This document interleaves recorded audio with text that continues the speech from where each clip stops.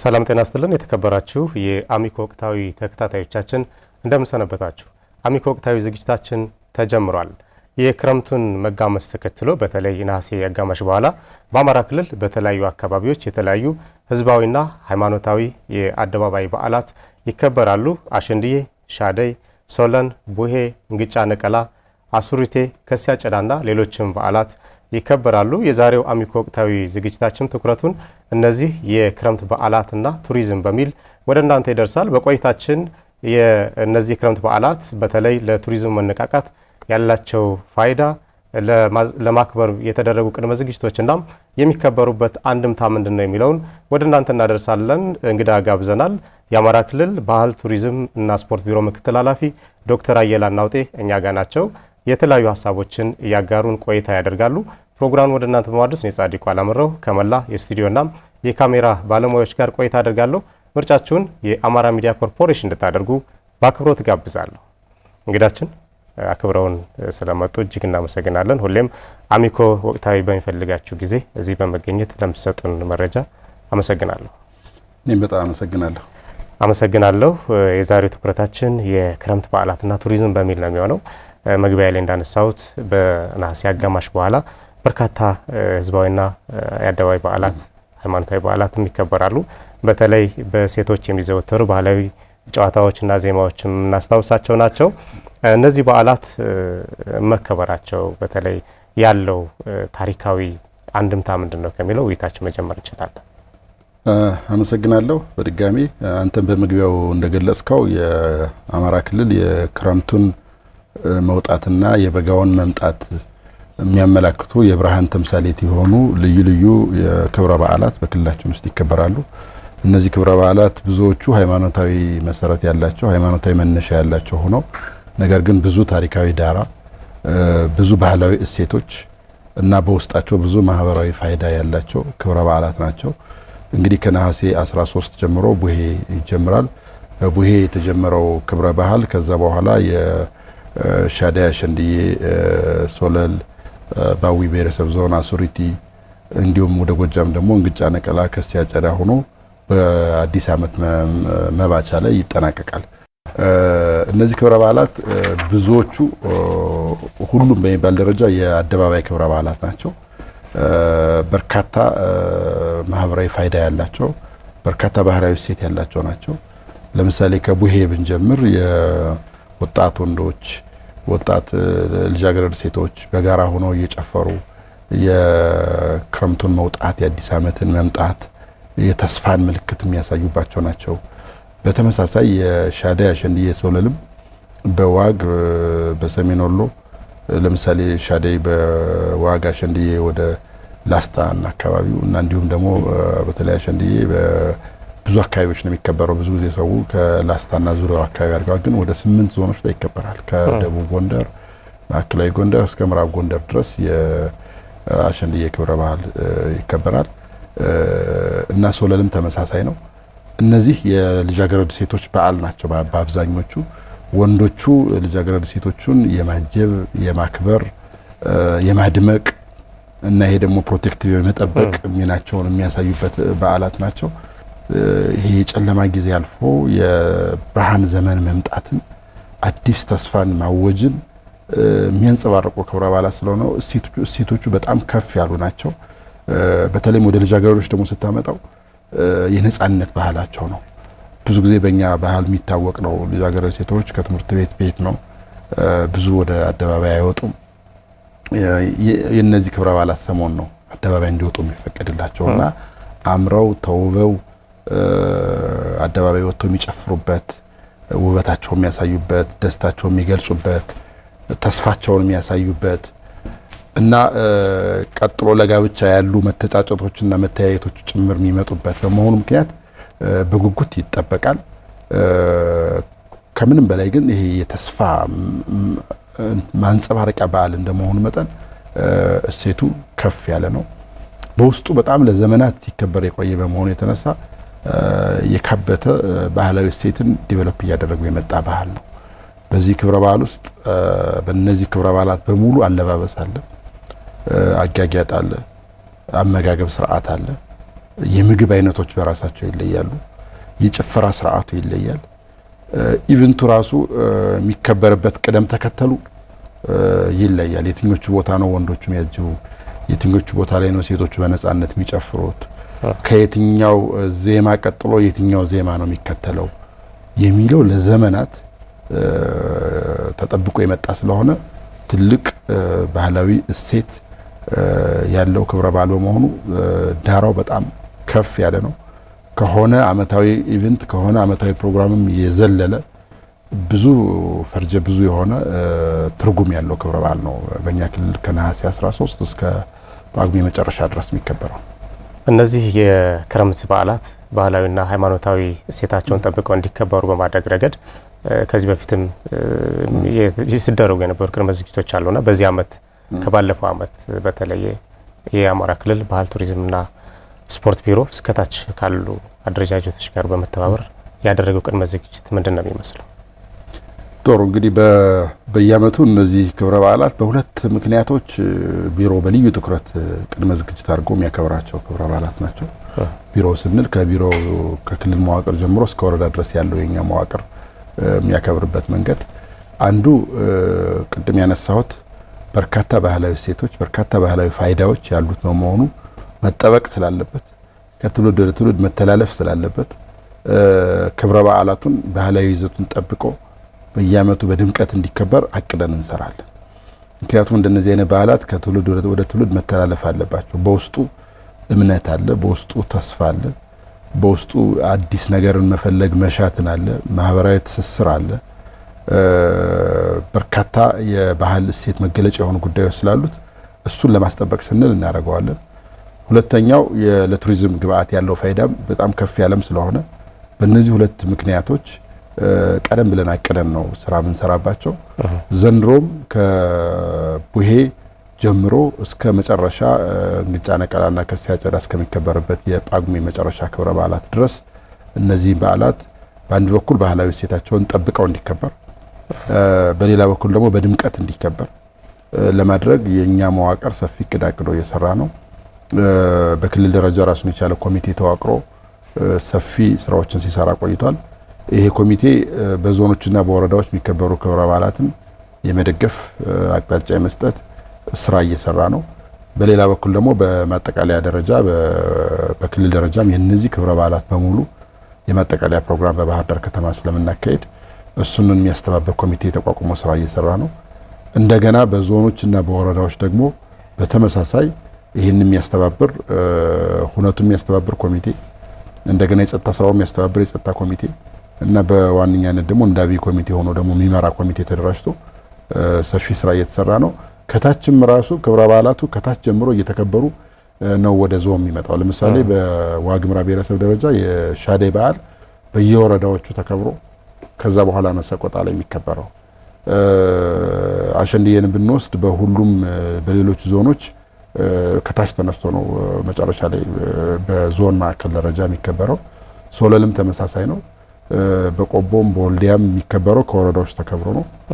አሱሪቲም እንደዛው አዊ ብሔረሰብ ላይ በሁሉም ወረዳዎች ላይ በጣም በድምቀት የሚከበር ተመሳሳይ ይዘት ያለው በዓል ነው። የከሲያ ጨዳም እንግጫ ነቀላም በምስራቅ ጎጃም በ3-4 ወረዳዎች ላይ ይከበራል። እንደ ዞንም ጭምር ያከብሩታል እና እኛ እነዚህ ክብረ በዓላት በድምቀት እንዲከበሩ ሰፊ ስራ ሰርተናል።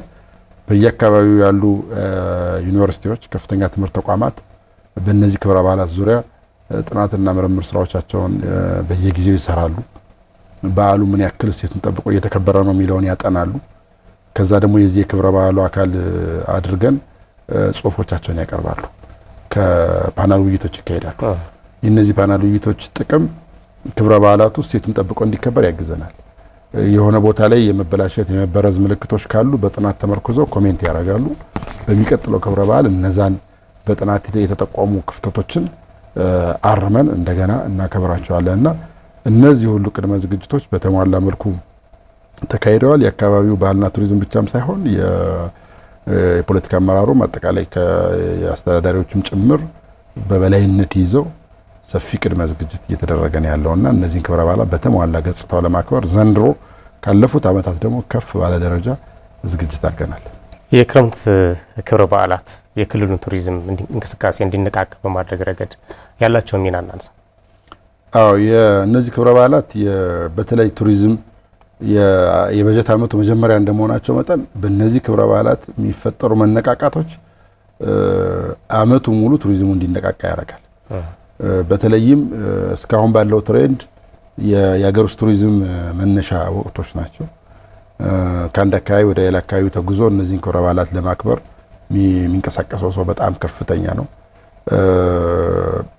ከአጠቃላይ ከሀገር ውስጥ ቱሪዝም ቁጥሩ ቀላል የማይባለውን ድርሻ የሚወስደው የክረምት ክብረ በዓላት ናቸው። እንግዲህ የሀገር ውስጥ ቱሪዝማችን የሃይማኖት ቱሪዝም አለ፣ የጤና ቱሪዝም፣ የስፖርት ቱሪዝም፣ እንደዚህ አይነት የፌስቲቫሎች የኮንፈረንሶች ይበዛሉና የክረምት ክብረ በዓላት ከፍተኛ ቁጥር ያለው ቱሪስት የሚገኝበት ነው። እኛ ዘንድሮ ለምሳሌ በዚህ ዓመት እንደ ዓመት ከአጠቃላይ የሀገር ውስጥ ቱሪዝሙ ከ20 ሚሊዮን በላይ የሀገር ውስጥ ቱሪስት ክልሉን ይጎበኛ ብለን አቅደናል። ከ100 ሺህ በላይ የውጭ ቱሪስት ክልሉን ይጎበኛ ብለን አቅደናል ዘንድሮ። ይሄ ቁጥር በተለይ የውጭ ቱሪስት ካምናው ኦልሞስት ወደ እጥፍ የሚጠጋ ግብን የያዝ ነው። 2018 ላይ ወደ 58 ሺህ የውጭ ቱሪስት ነበር ክልሉን የጎበኘው። ካለን አቅም አኳያ ይሄ ቁጥር ዝቅተኛ ነው። ግን ደግሞ ከመጣንበት መንገድ ስናየው ደግሞ ከቅርብ ዓመታት አፈጻጸም ጋር ለምሳሌ ከ2017 ከእጥፍ በላይ ነው ያደገው የ2018 የውጭ ቱሪስት። ይሄ ማለት የሰላም ሁኔታ እየተሻሻለ ሲመጣ የቱሪዝም ፍሰቱ እያደገ እየመጣ እንደሆነ ያሳያል። እኛም የዘንድሮውን በሀገር ውስጥ ቱሪዝምም በውጭ ቱሪዝምም በከፍተኛ ሁኔታ ቁጥሩ ከፍ ያለ የውጭ ቱሪስት ወደ ክልላችን እንዲገባና ከዛ ቱሪዝም የሚገኘውን ገቢ ማህበረሰባችን እንዲጠቀም ያቀድ ነው። እነዚህ በዓላትም የውጭ ቱሪስትም በተለይ ደግሞ በአብዛኛው የሀገር ውስጥ ቱሪስት በከፍተኛ ሁኔታ የሚሳተፍባቸው ከአንድ ቦታ ወደ አንድ ቦታ ተንቀሳቅሶ የሚጎበኛቸው የሚውል የሚያድርባቸው ስለሆነ የቱሪስቱን ቆይታ ለማሳደግ ብዙ ስራዎች እየተሰሩ ነው። ክብረ በዓላቱን የአንድ ቀን ብቻ ክብረ በዓላት ባለማድረግ የቱሪስቱን ቆይታ ለማራዘም ሰፊ ስራ እየተሰራ ነው። ብዙዎች አካባቢዎች ከ2 ቀን 3 ቀን ድረስ ፕላን ያደረጉ ኢቭን 1 ሳምንት ድረስ የክብረ በዓላት ፓኬጅ ጭምር ያላቸው አካባቢዎች አሉና ይሄ ምን ይጠቅማል? የአገር ውስጥ ቱሪስቱን በተለይ በአካባቢው ላይ ቆይቶ ሁሉም ክብረ በዓላት እንዲታደምና በዚህም የአካባቢው ማህበረሰብ ከቱሪዝም ከሚገኘው ገቢ እንዲጠቀም እድል ስለሚፈጥር እሱን አድርገናል።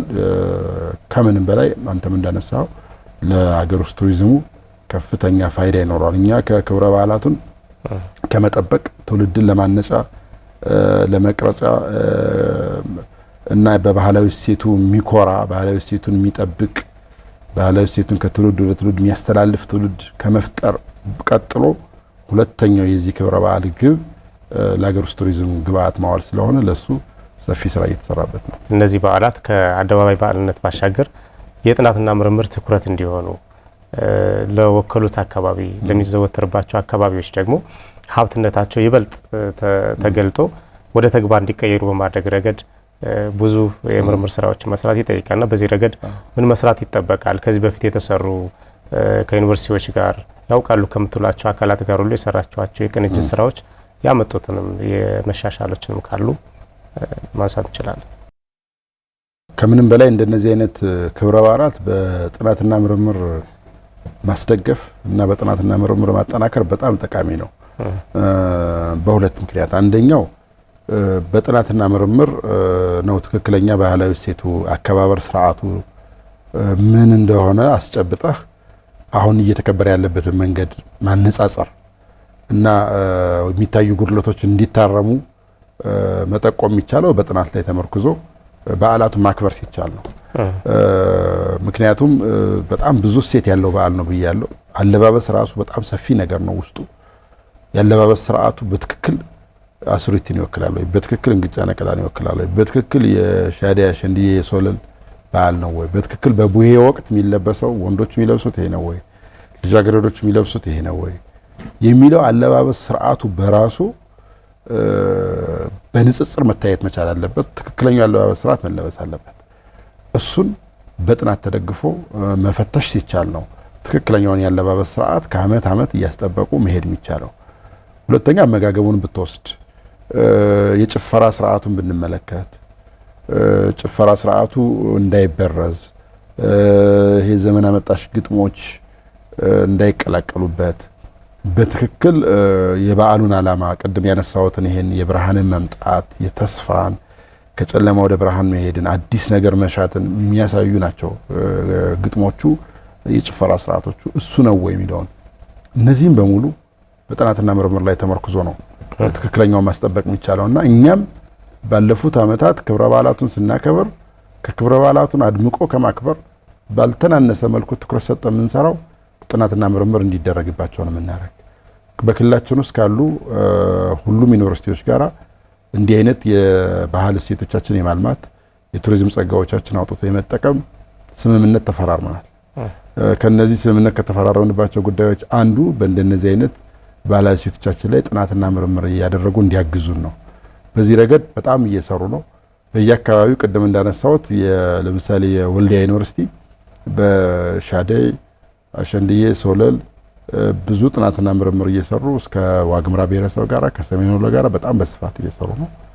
ደብረ ታቦር ዩኒቨርሲቲ በደቡብ ጎንደር በደብረ ታቦር የሚከበሩ የቡሄን የአሸንድዬን ክብረ በዓላት በአጠቃላይ በጥናትና ምርምር በከፍተኛ ሁኔታ እያገዘ ነው። ጎንደር ዩኒቨርሲቲ በጎንደር ከተማ በማዕከላዊ ጎንደር የሚከበሩ የአሸንድዬ ክብረ በዓላትን በስፋት ብዙ ጥናትና ምርምሮች ይሰራሉ።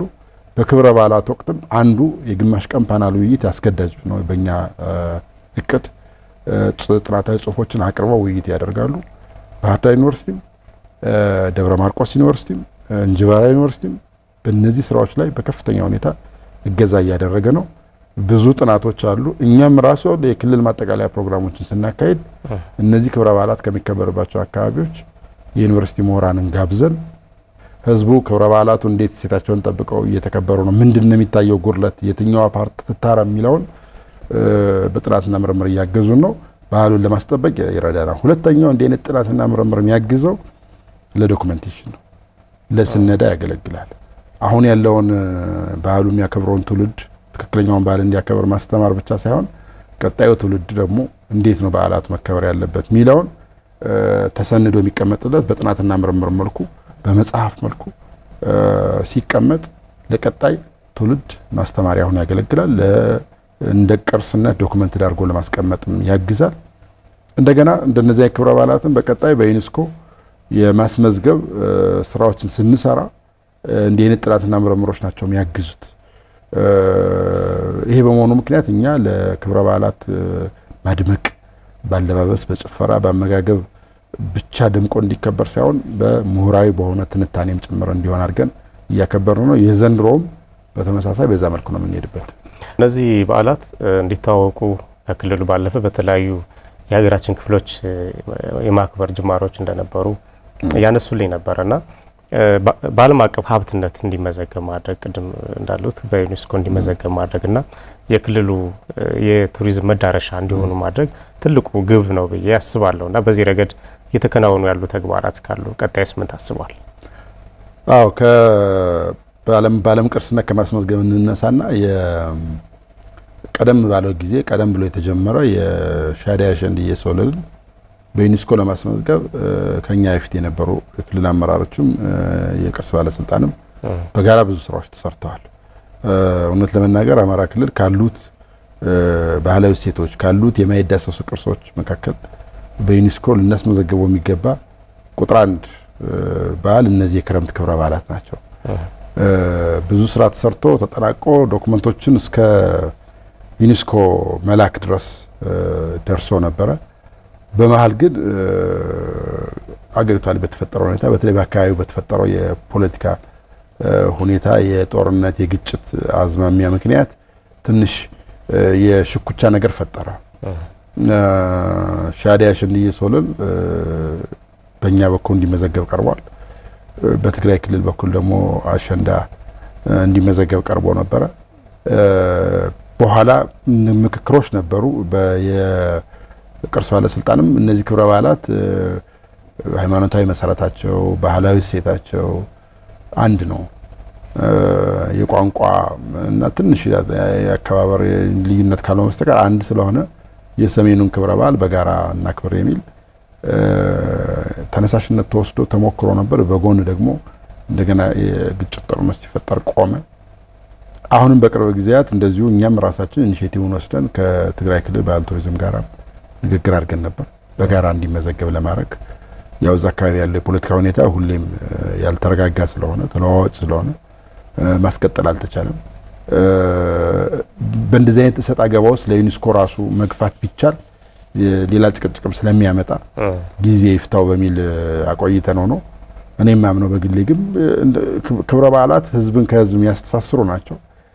እኛ ከጅቡቲና ከሶማሌ ጋር በጋራ ሆነን የኢሳን የግጭት አፈታት ስርዓት እንደ ሀገር ያስመዝግበናል።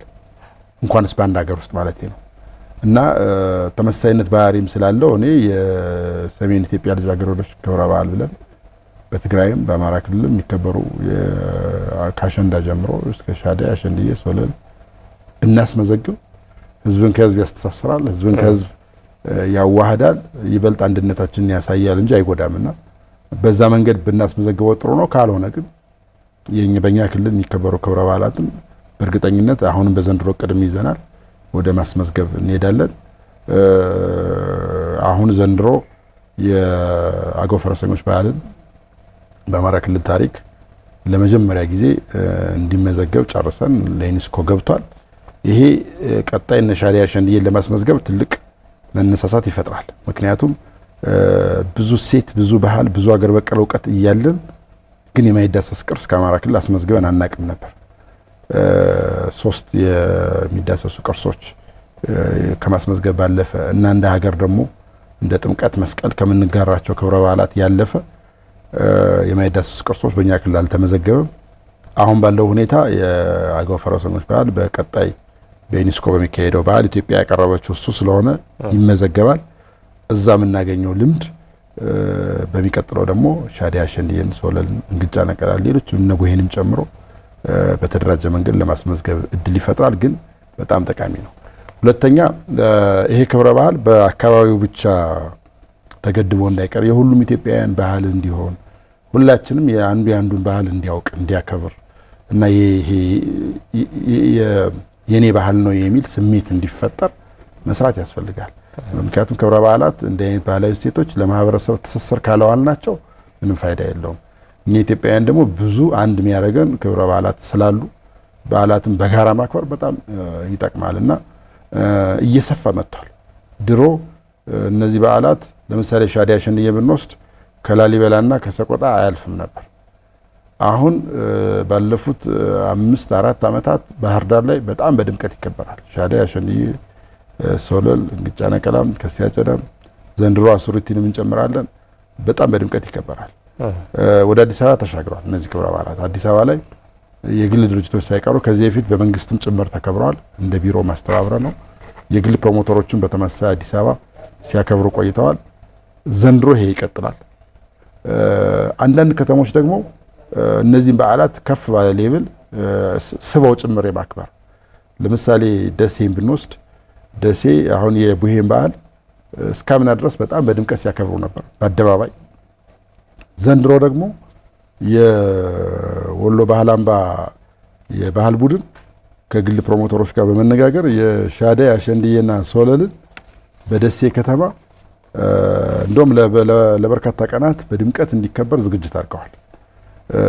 ያ ማለት አሁን ደሴ ከቡሄ አልፎ ሻደይ አሸንድዬ ሶለልን በደሴ ከተማ ስታከብር ደሴ ለሚኖረው ሕዝብ እነዚህን ክብረ በዓሎቻችንን በደንብ ታስተዋውቀዋለህ። ቀጣይ የኔነት ስሜት እያደገ ይሄዳል። ደብረ ብርሃን ሰፊ ስራ እየሰሩ ነው የሚገኙት። እንግዲህ እስከ ደብረ ብርሃን ደርሷል። የክልል ክብረ በዓሎቻችንን ደመቅ ባለ ፕሮግራም የማክበር ደብረ ታቦር ቡሄንም ሻደይንም አሸንድዬንም በጣም በደመቀ ሁኔታ ለማክበር ሰፊ ዝግጅት አድርገዋል። አዊ አሱሪቲ በጣም ትልቅ ደማቅ ባህል ነው። ይህን ክብረ በዓል ቅድም እንዳልኩት በአዊ ብሔረሰብ ዞን ነው የሚከበረው። በይዘት ተመሳሳይ ነው፣ ግን ባህር ዳር የሚኖረው ማጠቃለያ ፕሮግራምም እዚሁ እንዲካተት ይደረጋል። ባህር ዳር ላይ ከዚህ በፊት እኛ እንደ ቢሮ ብቻ ነበረ የምናከብረው። አሁን ካለፈው ዓመት ጀምሮ ግን ትልልቅ ሆቴሎች፣ ትልልቅ ኢቨንቶችን ፕሮሞት የሚያደርጉ የሚሰሩ ተቋማት የበዓሉን ፋይዳ በመረዳት ራሳቸው ኢኒሼቲቭ እየወሰዱ በትልልቅ የመዝናኛ ቦታዎች ከአዲስ አበባ ድረስ እንግዶችን እየጋበዙ በደማቅ ሁኔታ አክብረውታል። ዘንድሮም 2-3 ቦታ ላይ ከኛ እንደ ቢሮ ከምናከብረው ማጠቃለያ ፕሮግራም ሌላ በግል ተነሳሽነት ይህን ክብረ በዓል ለማክበር ዝግጅት እያደረጉ ያሉ አሉ። አዲስ አበባ በተመሳሳይ ይህን ክብረ በዓል ለማክበር ሰፊ ፍላጎቶች አሉ። ለምሳሌ የዋግ ኽምራ ብሔረሰብ ዞን የማክበር ፍላጎት አሉ። አዲስ አበባ ላይ የተለያዩ ፕሮሞተሮች የማክበር ፍላጎቶች አሉ። እሱ በድምቀት ስራ እየተሰራበት ነው። አሁን አንዳንድ ክብረ በዓሎቻችን በድምቀት እንዲከበር እንፈልጋለን፣ ግን አንድ ቀይ መስመር ደግሞ አለን እኛ። ክብረ በዓላት ከፖለቲካ ከልዩ ልዩ ይሄ አግላይ ከሆኑ አመለካከቶች ነፃ ናቸው። ሁሉም ሰው በጋራ የአንድ የሚያደርጉ ክብረ በዓላት ናቸው። አንዳንድ ጊዜ አንዳንድ አካላት እነዚህን ክብረ በዓላት ለራሳቸው የፖለቲካ ዓላማ ለመቀስቀስ ለማዋል ይሞክራሉ። ይህን በተደጋጋሚ በሻደይ አሸንድዬም በአገው ፈረሰኞች በዓል ወቅትም አዲስ አበባ ላይ ተንጸባርቀዋል። እነሱ መታረም እንዳለባቸው እኛም የዞን አስተዳደሩ በጋራ ሆነን ከአንዳንድ አካላት ጋር ውይይት አድርገን እንዲህ አይነት ፍላጎት ላላቸው አካላት አንፈቅድም። የአዲስ አበባ ከተማ አስተዳደርም አይፈቅድም። እኛ የማንም ሰው የፈለገውን የፖለቲካ አመለካከት የመያዝ መብት አለው። የፈለገውን የፖለቲካ አመለካከት በየትኛውም መድረክ የማራመድ መብት አለው። ግን ባህሎቻችንን ግን እንዲጠቀምበት አንፈልግም። ፖለቲካ ዓላማ እስካልገባበት ድረስ እኛ የትም ቦታ ላይ በመላው ዓለም ቢከበር በመላው ኢትዮጵያ እንዲከበር እንፈልጋለን። ባህላችን እየሰፋ እያደገ እንዲሄድ ነው ምንፈልገው። በሆነ አካባቢ ብቻ ታጥሮ እንዲቀር አይደለም። ዘንድሮም አዳዲስ ከዓመት ዓመት አዳዲስ ከተሞች ላይ እየተጨመረ ነው የመጣው። ዘንድሮም እርግጠኛ ነኝ በደመቀ ሁኔታ እናከብረዋለን። እንዲህ ያለ በዓላቱ እየሰፋ ይሄዳል ብለን እናስባለን። የተከበራችሁ የአሚኮ ወቅታዊ ተከታታዮቻችን እየተከታተላችሁ ያላችሁት ከአሚኮ ወቅታዊ ወደ እናንተ የደረሰ ያለውን ዝግጅታችን ነው። የዛሬው ዝግጅታችን ደግሞ ትኩረቱን የክረምት በዓላትና ቱሪዝም በሚል አድርጓል። በአማራ ክልል የነሐሴ አጋማሽን ተከትሎ ከቡሄ ጀምሮ የሚከበሩ በርካታ በዓላት አሉ። ሻደይ፣ አሸንድዬ፣ ሶለል፣ እንግጫ፣ ነቀላ፣ ከሲያ ጨዳና አሱሪቴን ማንሳት እንችላለን። ሌሎችም ህዝባዊ በዓላት፣ ሃይማኖታዊ በዓላትና የአደባባይ በዓላት ይከናወናሉ። እነዚህ በዓላት ለቱሪዝም መነቃቃት ያላቸው ፋይዳስ ምንድነው የሚሉና የተደረጉ ቅድመ ዝግጅቶችን በተመለከተ ወደ እናንተ ያደረስነን ነው ያለነው። የአማራ ክልል ባህል ቱሪዝምና ስፖርት ቢሮ ምክትል ኃላፊ ዶክተር አየለ አናውጤ መረጃዎችን እየሰጡ ነው። አሁንም ዝግጅታችን ይቀጥላል። ምርጫችሁን የአማራ ሚዲያ ኮርፖሬሽን አድርጋችሁ ስለምትከታተሉን እናመሰግናለን። ክብረ በዓላት ማህበረሰቡ በራሱ ተነሳሽነት ከሚያከብራቸው ወጥቶ እንዳነሱልኝ በተለያዩ ሁነት አዘጋጆች ትኩረት ውስጥ እንደገባም ነውና እንዳሉት በዓሉን ባልተፈለገ መንገድ ባህሉን በሚበርዝ መንገድ ለመጠቀም መሞከር ያለው ድክመት አለ። በሌላ ጎን ደግሞ ባህሉን በማስተዋወቅ ረገድ ያለው ሚና ምንድነው የሚለውን እናንሳና እነዚህ የበዓላትን እሴታቸውን ጠብቀው ለማክበር የሚፈልጉ የግል ድርጅቶችና ሁነት አዘጋጆች ጋር የክልሉ ባህልና ቱሪዝም ቢሮ በጋራ ለመስራት ያለውን ቁርጠኝነት እንዴት የሚታይ ነው? ቅድም እንዳነሳሁት እንግዲህ እንዳልኩት ለምሳሌ ክብረ በዓላት የዘርፉ ባለሙያዎች ለምሳሌ ይሄ በትክክለኛው ሴቲንግ በማለት በቦታው ሲከበር በዓሉን ለመጠበቅ ትክክለኛ ሴቱን አስጠብቆ ለማስቀጠል ስለሚረዳ በዓላቱ ባለቤት በሆነው አካባቢ ላይ በጣም በድምቀት መከበር አለበት። ለምሳሌ ሻደይን ዋግ ላይ በደንብ መከበር አለበት። እዛ የሚከበረው ትክክለኛው ሴት እዛ ነው ያለው። ትንሽ አንድ ስቴፕ እየወጣ ሄድክ ቁጥር በጣም ካልተጠነቀቅ በስተቀር ባህሉ የካለባበሱ የመበረዝ የጭፈራ ስርዓቱ ትንሽ ቅርጹን የማጣት ነገር ሊመጣ ይችላል፣ በጣም ካልቃኘው ማለት ነው። ለዚህ ደግሞ መድኃኒቱ እንዳልኩት የመጀመሪያው ነገር የበዓሉ ባለቤት በሆኑባቸው አካባቢዎች ለምሳሌ አሱሪቲ አዊ ላይ የሚከበረው ክብረ በዓል ከጥንት ጀምሮ የመጣ ነው። እዛ ቦታ የሚከበረው ባህል አለባበስ እንደ ስታንዳርድ፣ የጭፈራ ስርዓቱ እንደ ስታንዳርድ፣ ለሚዲያ ዶኩሜንቴሽንም ለማስተማሪያም ለጥናትና ምርምርም እንደዛ አድርጎ መጠቀም። ሌሎች አካባቢዎችም አሱሪቲን ባህር ዳር ላይ አምጥተን በማጠቃለያ ፕሮግራም ስናከብር መነሻው እዛ የሚከበርበት መንገድ እንዲሆን አድርጎ መስራት ላይ እየሰራ ነው። ሁሉም ክብረ በዓላት ለምሳሌ ከሲያ ጨዳና እንግጫ ነቀላ ምስራቅ ጎጃም ወደ 3 ወረዳዎች ነው የሚከበረው። እነዛ ቦታዎች ላይ የሚከበረው ክብረ በዓል ነው ዋናው መሰረቱ። መጠበቅም ዶክመንትድ ማድረግም እንደ ማስተማሪያነት ማድረግም የምንፈልገው እዛ ቦታ የሚከበረው ነው። ወደ ደብረ ማርቆስ ስናመጣው፣ ወደ ባህር ዳር ስናመጣው ያንን ጠብቆ እንዲሆን ማድረግ ነው። ይሄ ሆኖ ግን ደግሞ ከአካባቢዎቹ ወጣ ባሉ ተወላጆች ባሉባቸውም አሁን ብዙ ጊዜ የማስተባበር ሚናውን እንዲከበር የመፈለግ ሚናውን ተወላጆቹ ሊሰሩት ይችላሉ። ግን ከቅርብ ጊዜያት ወዲህ በዓሉ ሁሉም ጋር እየሰረጸ እንደመጣ የምታየው በቀደም ባሉት ጊዜያት ለምሳሌ የዋጋ አካባቢ ልጆች እዚህ ባህር ዳር የሚኖሩ ሻደይ አሸንድዬ እናክብር የሚል ተነሳሽነት ይዘው የማክበር ምልክቶች ነበሩ። አሁን ሻደይ አሸንድዬን ደመቅ ባለ መልኩ ሊያከብር የሚፈልገው የዚህ ባህር ዳር ልጅ ይሆናል ወይ አዲስ አበባ ተወልዶ ያደገ ልጅ ይሆናል። ከበዓሉ ጋራ ምንም አይነት ቀጥተኛ የሆነ እንትን የሌለው ግን በዓሉ በሚዲያም ሲከታተለው በዓሉ ሲከበር ሲያይም የኔነት ስሜት እየተሰማው መጥቶ በዓሉን ኦውን ያደረገው ሰው እየበዛ መጥቷል። እሱ በመሆኑ ምክንያት በፊት እኛም እንደ መንግስት በነገራችን ላይ እንደ መንግስት አሁን ለምሳሌ ባህር ዳር ላይ ወይ ደሴ ወይ ደብረ ታቦር ወይ ጎንደር ወይ ሳሙኤል እንደ አይነት ፕሮግራሞች የምናከብረው በዓሉን የማስተዋወቅ በዓሉ ደመቅ ብሎ እየተከበረ እንዲቀጥል የማድረግ ኃላፊነት ስላለብን በባለቤትነት የሆነ አካል ይዞት እስኪቀጥል ነው እንጂ የምንሰራው እኛ ኢቨንት እያከበርን መቀጠል የለብንም። መንግስት እንደ መንግስት ባለቤት እየተፈጠረለት ሲሄድ እኛ እየወጣን እንሄዳለን። የኛ ስራ ምን ይሆናል? በዓሉ ባለቤቱን ጠብቆ እየተከበረ ነው ወይ ሚለውን የመከታተል የመደገፍ ትክክለኛው እሴት ይሄ ነው፣ በዚህ መልኩ ይከበር ብሎ አቅጣጫ የመስጠት እና በተለያየ መልኩ እንዲህ አይነት የግል ፕሮሞተሮችን የመደገፍ ሚና ወደ መወጣት እንሸጋግራለን። እስካሁን ግን እነዚህን ክብረ በዓላት በባለቤትነት ይዞ በድምቀት እያከበረ ከትውልድ ወደ ትውልድ የማስተላለፍ አቅም ያላቸው የግል ፕሮሞተሮች ስለሌሉ እኛም እያደረግነው ነው። ባህር ዳር እያደረግነው ዘንድሮም እናደርገዋለን። ሌሎች ከተሞችም በተመሳሳይ የኛ ተቋም የአካባቢው አመራርም በጋራ ሆኖ እያከበረ ነው። ግን ጎን ለጎን ደግሞ የግል ፕሮሞተሮች ከኛ ጎን ለጎን ክብረ በዓላቱን እያከበሩ ማየት እየፈለግን ነው። እያከበሩ እያደረጉት ነው። ባህር ዳር ለምሳሌ አምናም ታቻምናም አንድ ሁለት ፕሮሞተሮች ሞከሩት። በደንብ አግዘናቸዋል። እስከ አዲስ አበባ ድረስ ሚዲያዎችን እንግዶችን አስመጥተው በደማቅ ሁኔታ አክብረውታል። እኛም ሳንገኝ የመንግስት አካልም ሳይኖር በቃ ፕራይቬት የሆነ በሚያምር ሁኔታ በዓሉን አከበረው። የሚፈልገው እንደዛ ነው። ይሄ ደግሞ ዘመናዊው የቲክቶክም ሌሎች ዩቲዩብም በደንብ ፕሮሞት ስለሚያደርገው በቃ እንደ መዝናኛ አቆጥረውት፣ ግን ክብረ በዓላቱን በጣም በአለባበስ በጣም ፕሮሞት በሚያደርግ መልኩ በሚያስተዋውቅ መልኩ ተከበረ። ዘንድሮም በተመሳሳይ እንደዛ ዝግጅት እያደረጉ ነው እና እኛም እንፈልገዋለን። እንደነዚህ አይነት ፕሮሞተሮች በአንድ በኩል በዓሉ እየሰፋ ይሄዳል፣ ባለቤት እየኖረው ተሳታፊውም እየጨመረ ሲሄድ የሚሄደው በመንግስት ከመታከብረው ፕሮግራም ይልቅ የግል ድርጅቶች እየገቡበት ሲሄዱ ይበልጥ የህዝቡ ተሳትፎ መጠንም እየጨመረ ይመጣል። ቀጣይነትም ይኖረዋል።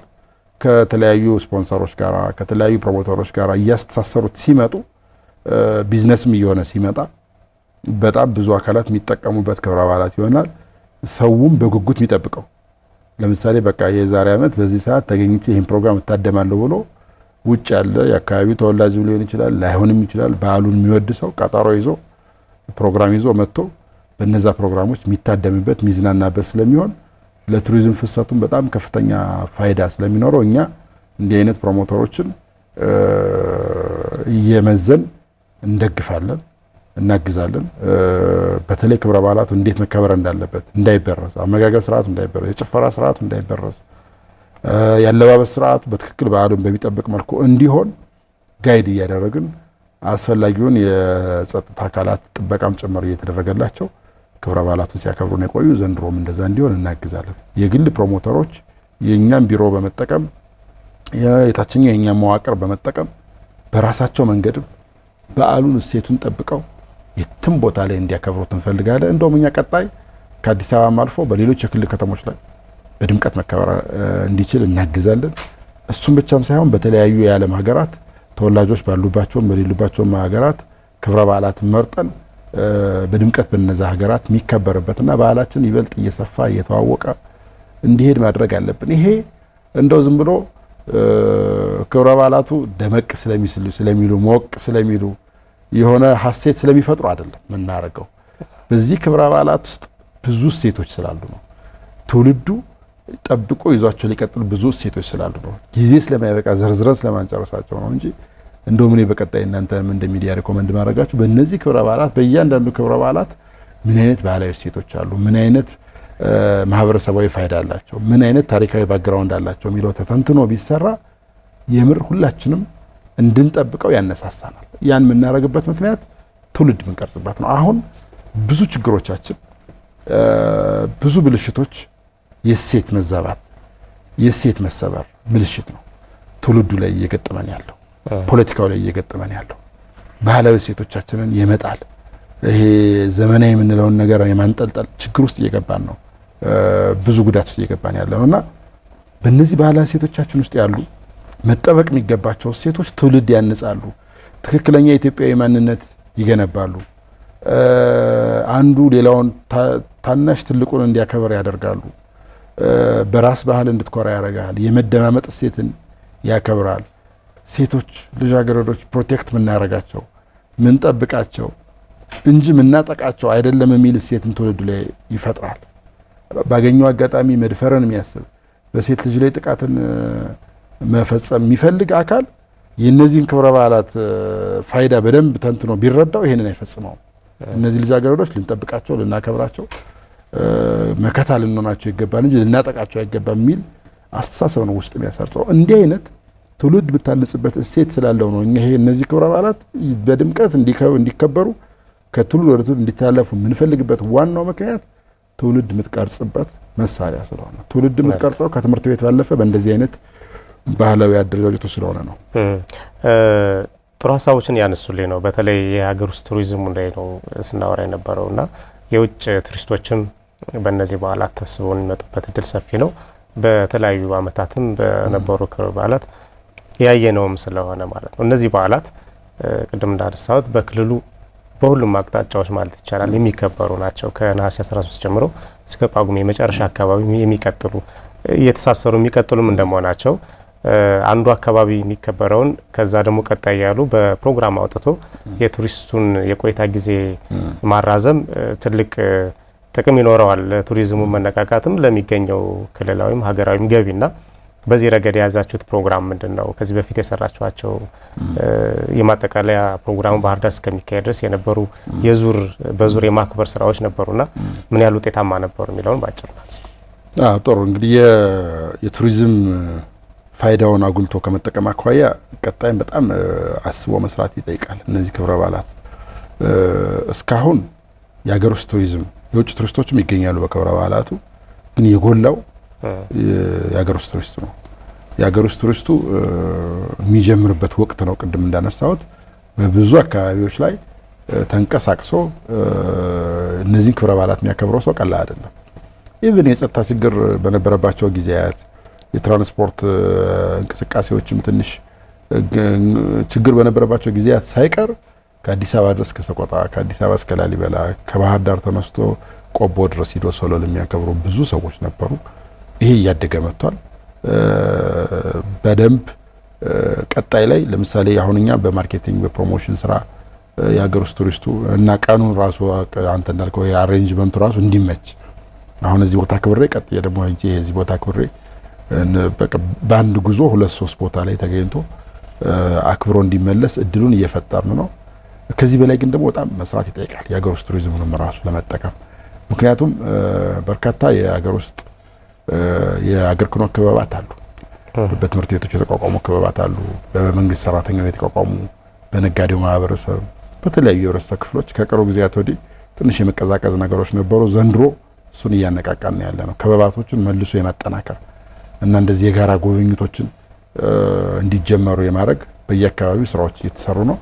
እነዚህ የሀገር ክኖ ክበባት ለምሳሌ እዛ አቅደው በአንድ አመት ወደ ዋግ ሂደው ሻደ የሚያከብሩበት፣ በሌላኛው አመት ወደ ለምሳሌ ወደ ሰሜን ወሎ ሄደው አሸንድዬና ሶለልን አክብረው የሚመጡበት፣ በሆነ ጊዜ ደግሞ ደብረ ታቦር ሄደው ቡሄን አክብረው የሚመጡበት፣ በሆነ አመት ደግሞ ወይም ደግሞ በዛው አመት አብረው አከታትለው ለምሳሌ ደብረ ታቦር ላይ ቡሄን አክብረው ቀጥሎ ደግሞ ወደ አዊ ሂዶ አሱሪቲ በጋራ የሚከበርበት፣ አለፍ ብሎ ወደ ማርቆስ ሂዶ ግጫ ነቀላን እና ከሲያ ጨዳን በዓል አክብረው የሚመጣበት፣ በአንድ ጉዞ 2-3 ቦታ ላይ አክብረው እንዲመጡ እነዚህን የሀገር ኩነት ክበባትን በሌሎች አደረጃጀቶችም በትልልቅ የቱር ኦፕሬተሮችም በጉዞ ማህበራትም በየአካባቢው ያሉ ማህበራትን በመጠቀም ሃይማኖታዊ ደግሞ ፋይዳም ያላቸውም ስለሆኑ ብዙዎቹ የሃይማኖት ጉዞዎቹ ብዙ ጊዜ ከሃይማኖታዊ ክብረ በዓላት ከሆነ ቀን ጋር የሚያያዝ ናቸው። ለምሳሌ አሁን መስከረም 21 ወደ ግሸን እንደሚካሄደው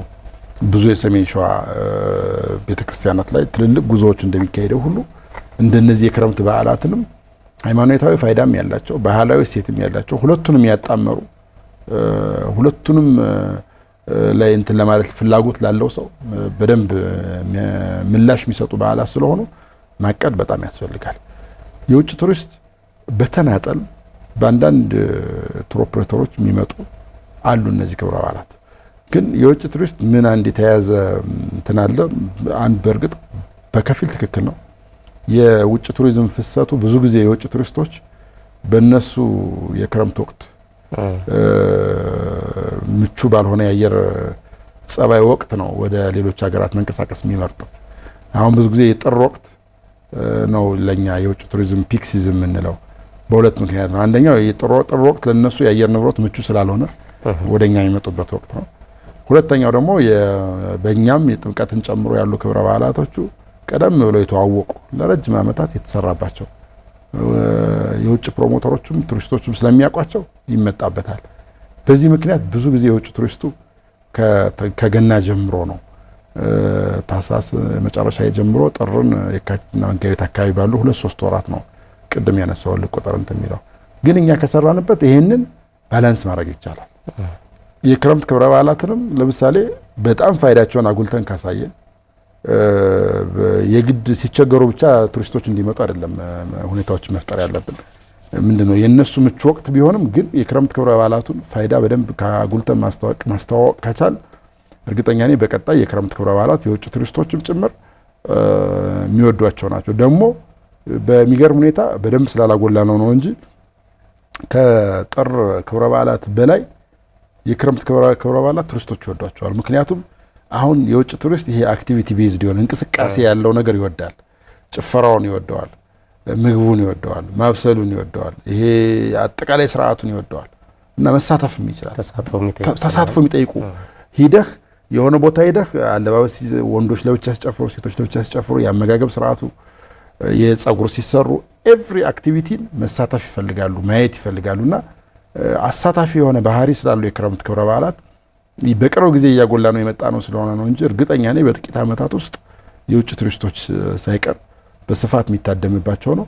እሱን ጀምረናል። በቀጣይ ግን በደንብ አቅደንበት ከትልልቅ ቱር ኦፕሬተሮች ጋርም በጋራ ውይይት አድርገን እነዚህን ክብረ በዓላት የውጭ ቱሪስት መናኸሪያ እንዲሆኑ ማድረግ አለብን ብዬ አስባለሁ። እንደው መጨረሻ ላይ እነዚህ የአደባባይ በዓላትም እንደመሆናቸው በዓላት በስፋት የሚከበሩባቸው አካባቢዎች የአካባቢውን ማህበረሰብም የመንግስትንም አካላት ሌላም የሚመለከታቸው አካላት ትኩረት ይፈልጋሉና ሰላማዊ በሆነ መንገድ እንዲከናወኑ አጠቃላይ ከሚመለከታቸው የባለድርሻ አካላት ምን ይጠበቃል የሚለውን መልእክት አስተላልፈውልኝ ዝግጅታችን ጨርሳል። ጥሩ። እንግዲህ እነዚህ ክብረ በዓላት ፋይዳቸው ከፍ ያሉ ስለሆኑ በሆነ በአንድ ተቋም ምናምን ብቻ መታጠረው አይደለም።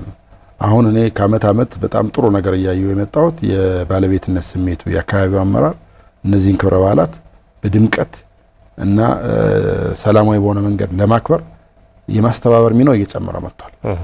ከጥቂት አመታት በፊት ለኛ መዋቅር ብቻ የሚሰጥ ተግባር ነው የነበረው። በፕሮግራሙ ዕለት ተገኝቶ መልእክት ከማስተላለፍ ያለፈ የአካባቢው አመራር ብዙ አይሳተፍም የነበረው። አሁን ግን በቅርብ አመታት የምናየው ተነሳሽነት ግን በጣም ጥሩ ነው። ከንቲባዎች፣ የዞን አስተዳዳሪዎች፣ የወረዳ አስተዳዳሪዎች የሚመሩት ኮሚቴ ነው ክብረ በዓላቱን እያዘጋጀ ያለው። በደንብ አቅደው ሰፊ ዝግጅት አድርገው የሚሰሩት በየቀኑ ክብረ በዓላቱ ሲከበር እንዴት አድምቀን እናክብረው ብሎ ከኛ ጋር የሚደዋውሉት ከኛ መዋቅር በላይ የዞን አስተዳዳሪዎች፣ ከንቲባዎች ናቸው። አግዙን፣ ደግፉን፣ በዚህ መልኩ በዓሉን እናክበር፣ ይሄን መጨመር ፈልገናል፣ ምን ታስባላችሁ ብለው ኮሚኒኬት የሚያደርጉና በዓላቱ የኔ ናቸው፣ በዓላቱ ጠቃሚ ናቸው፣ ለአንድ ሴክተር ብቻ ምተው አይደለም ብሎ በመደገፍ ረገድ በጣም ጥሩ ተነሳሽነቶች በአመራሮች በኩል እያየን ነው። ይሄ ተጠናክሮ መቀጠል መቻል አለበት። ለዛም ነው በዓላቱ እየደመቁና ውጤታማ እየሆኑ የመጡት። በሁለት መልኩ ነው ዝግጅት የሚደረገው።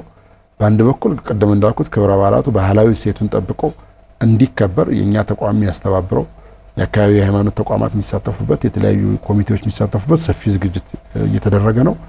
በሌላ በኩል ደግሞ የጸጥታ ኮሚቴው የአካባቢ የጸጥታ አካላት እነዚህ ክብረ በዓላት ከወረዳ ጀምሮ እስከ ክልል ድረስ ሲከበሩ ያለምንም የጸጥታ ችግር ክብረ በዓላቱ እንዲከበር ክብረ በዓላቱን ለማክበር ከአንድ ቦታ ወደ ሌላ ቦታ የሚንቀሳቀሱ እንግዶች በመንገድ ላይ ችግር እንዳይገጥማቸው ሰፊ ቅድመ ዝግጅቶች ነው ሲደረጉ የቆዩት።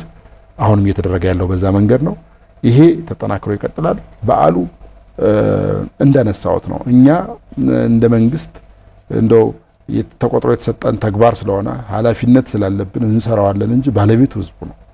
ስለዚህ ህዝቡ አሁንም ባለቤቱ ነው እየሰራ ነው። ከዚህም በላይ ደግሞ ባለቤት መሆን መቻል አለበት። እሴቱን በመጠበቅ ስርዓቱን በመጠበቅ በዘመን አመጣሽ የትኛውም እንትን እንዳይበረዝ በመጠበቅ በየትኛውም የፖለቲካ ፍላጎት እንዳይበረዝ በመጠበቅ አድምቆ በማክበር ለልጅ ልጁ በማስተላለፍ በትልልቆቹ ብቻ ተገድቦ እንዳይቀር ወደታች እየተከበረ እንዲሄድ በማድረግ ረገድ ሚናውን መወጣት አለበት። በተለይ እነዚህ ክረምት ክብረ በዓላት ፋይዳቸው ትልቁ ቅድም ያነሳሁት ከፍተኛ የሚያስብለው አንዱ የታዳጊዎች በዓላት ናቸው። ከአዋቂዎች ይልቅ ወደ ታዳጊዎች ያመዝናሉ። ያ ማለት ምን መሰለህ? ታዳጊዎች ይህን ክብረ በዓላት በድምቀት ያከበሩት ማለት ቀጣዩ ትውልድ እሴቱን ጠብቆ እንዲሄድ ከታዳጊዎች ላይ የሚሰራ ክብረ በዓል ነው። እንዲህ አይነት ፋይዳ ያለው በመሆኑ ይህን ሁሉ በማድረግ ረገድ የእምነት ተቋማትም አባቶችም የአካባቢው ማህበረሰብም በአጠቃላይ የባለቤትነት ስሜቱ እየጨመረ መሄድ አለበት። የህዝቡ ተሳትፎ እያደገ መሄድ አለበት። እኔ ከቱሪዝም እንትንም ባለፈም ተወላጁም ሌላውም አካል በእነዚህ ክብረ በዓላት ወደ አካባቢው መለስ ብሎ በጋራ ልጆቹን ይዞ ሄዶ ቢያከብር፣ ለምሳሌ አዲስ አበባ የሚኖር የላስታ ሰው ልጆቹን ይዞ ሄዶ በአሸንድዬ ክብረ በዓልን ቢያሳይ አዲስ አበባ እያሳደገ ያለውን ልጁን የሱ ባህል የሆነውን አሸንድዬ እንዴት እንደሚከበር በአመት አንድ ጊዜ ወስዶ ቢያሳየው ያን እሴት ተላብሶ ያድጋል። የቆቦ ተወላጅ የሆነ ባህር ዳር የሚኖር ኦር ሳሙኤል ቢኖር ልጆቹን ወደ ቆቦ ሄዶ ሶለል እንዴት እንደሚከበር ልጃገረድ ልጁን ወስዶ ቢያሳይ በሶለል ስርዓት ተኮትኩታ የምታድግ ልጅ ትኖረዋለች። ለሀገር የምትጠቅም ማለት ነው። ሃይማኖቷን፣ ስርዓቷን፣ ባህሏን የምታከበር መፍጠር ይቻላል እና በተለይ ወላጅ እነዚህ ክብረ በዓላትን እንዲታደሙ በማድረግ ልጆቹ እንዲጠብቁት በማድረግ እሴቱ እንዲቀጥል የማድረግ ሚናውን ሁሉ መወጣት አለበት። በዚህ መንገድ ከሰራን እርግጠኛ ነኝ እነዚህ ክብረ በዓሎቻችን ትውልድን እያነጹልን፣ ትውልድን እየቀረጹልን፣ በባህላዊ እሴቱ የተቀረጸ ትውልድ ለሀገር የሚጠቅም ትውልድ መፍጠር እንችላለን ብዬ አስባለሁ። በዚህ አጋጣሚ ሁሉም በእነዚህ ክብረ በዓላት ሰፊ ዝግጅት ተደርጓል። የትራንስፖርት ችግር የለም። አውሮፕላን አማራጮች መጠቀም ይቻላል። የየብስ ትራንስፖርት አማራጮችን መጠቀም ይቻላል። በሁሉም አማራጮች በሁሉም ቦታዎች ተገኝቶ ክብረ በዓላትን እንዲታደም በቢሮአችን ስም በዚህ አጋጣሚ ጥሪ ማስተላለፍ ፈልጋለሁ። ዶክተር አየለ አናውጤ የአማራ ክልል ባህል ቱሪዝምና ስፖርት ቢሮ ምክትል ኃላፊ፣ በነበረን ቆይታ እጅግ ደስተኛ ነኝ። በአሚኮ ወቅታዊ ተከታታዮቻችን ስም እጅግ አመሰግናለሁ። እኛም እንደአሚኮ እነዚህን ክብረ በዓላት በማስተዋወቅ ሰፊ ተከታታይ ፕሮግራሞችን በመስራት በዓሉን በመጠበቅም በማስተዋወቅም ትልቅ ሚና እየተወጣችሁ ነውና የከበረ ምስጋናችን ለእናንተ ይደርሳችሁ። እናመሰግናለን። የተከበራችሁ የአሚኮ ወቅታዊ ተከታታዮቻችን የክረምት ክብረ በዓላትና ቱሪዝም በሚል ወደ እናንተ ያደረስነው የዛሬው አሚኮ ወቅታዊ ዝግጅታችን በዚህ ተጠናቋል። ፕሮግራሙን ወደ እናንተ በማድረስ እኔ ጻድቁ አላምረው ከመላ የስቱዲዮና የካሜራ ባለሙያዎች ጋር ቆይታ አደረኩ። በሌላ ጊዜ በሌላ ርዕሰ ጉዳይ እንጠብቃችኋለን። ሰላም ቆዩ።